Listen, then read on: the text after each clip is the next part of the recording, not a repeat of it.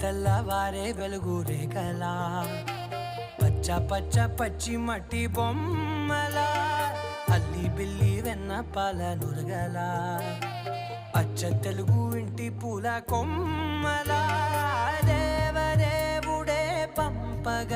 ఇలా దేవతే మా ఇంట అడుగే పెట్టెనంట బ్రహ్మ కళ్ళలో కాంతులే మా అమ్మలా మా కోసం మళ్ళీ లాలి పాడేనంట.